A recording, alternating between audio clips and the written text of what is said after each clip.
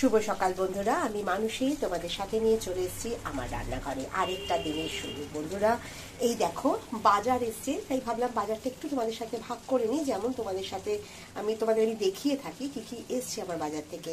এখানে এসছে এই যে কাতলা মাছ কাটা এসছে, আর এখানে এসছে পুকুরের জ্যান্ত পোনা। এই যে পুকুরের একদম জ্যান্ত পোনা, এগুলো ভীষণ উপকারী বন্ধুরা, এইগুলোর পাতলা ঝোল দারুণ লাগে। আর এসছে এই যে ছোট ছোট পুঁটি মাছ। হ্যাঁ, এই মাছ আপাতত এসছে। আমি ভাবছি কি আজকে এক পিস হয়তো এই মাছ দিতে পারি।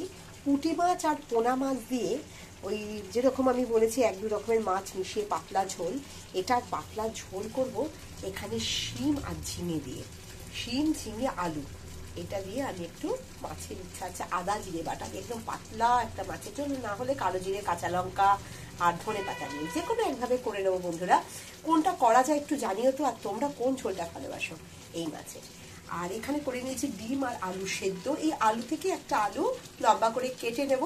এই তরকারিগুলো যখন প্রায় সেদ্ধ হয়ে যাবে তখন আলুটা কেটে ওর মধ্যে দিয়ে তরকারিগুলো নাড়াচাড়া করে জল দিয়ে মাছ দিয়ে দেবো, ভাজা মাছগুলো।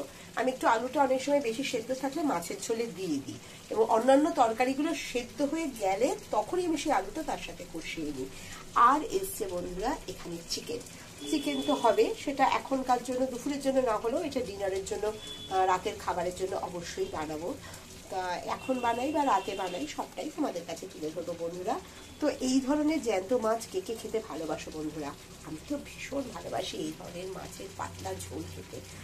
এই অবধি আর যেটা বসিয়ে দিয়েছে বন্ধুরা তোমাদের দেখিয়েছিলাম, লাউটা এসছে। এই যে লাউ তোমাদের দেখিয়েছিলাম আমি, লাউ দুখানা গাছের লাউ আমাকে দিয়ে গেছে একজন, তো তার মধ্যে একটা কেটেছি, দুটো তো অনেক বেশি হয়ে যাবে। তো এই লাউটা আপাতত সাদা জিরে ফোড়ন দিয়ে লাউটা সেদ্ধ করতে দিয়েছে। আর লাউয়ের থেকে তো প্রচুর পরিমাণে জল বেরোয়, তোমরা তো জানো বন্ধুরা। জলটা একটু টেনে যাক, সামান্য টেনে গেলে এতে আমি একটু আদা বাটা, আমি কিন্তু জলটা টেনে গেলে ওই তেলে দিই না আদা বাটা, আমি এটার মধ্যে দিই। আদা বাটা দেবো, জিরের গুঁড়ো দেবো, হলুদ সামান্য দেবো, নুন, কাঁচা লঙ্কা আর সামান্য একটু মিষ্টি দেবো। দিয়ে ভালো করে যখন জলটা টেনে যাবে নামানোর আগে একটু ধনে পাতা কুচি দেবো। এইভাবে লাউয়ের তরকারিটা করব। চিংড়ি দিয়ে যারা করে, চিংড়ি মাছ দিয়ে লাউয়ের তরকারি, সে তো অত্যন্ত সুস্বাদু বন্ধুরা, কিন্তু আমি কিন্তু নিরামিষভাবেই এটা আজকে করবো। আপাতত এই অবধি পরিকল্পনা। আর মাছ তো বললাম কি করব।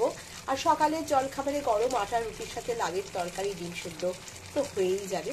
আপাতত এই আমার আজকে রান্নার পরিকল্পনা বন্ধুরা। তোমরা কে কি রান্না করছো আমাকে কিন্তু জানাতে ভুলো না। আর দেখতে থাকো আমার পরবর্তী ভিডিও, আমি নিয়ে আসছি আর কি করছি না করছি। তোমরা আমার পাশে থেকো, সাথে থেকো, আর দেখতে থাকো আমার পরবর্তী ভিডিও। সবাই ভালো থেকো, সুস্থ থেকো।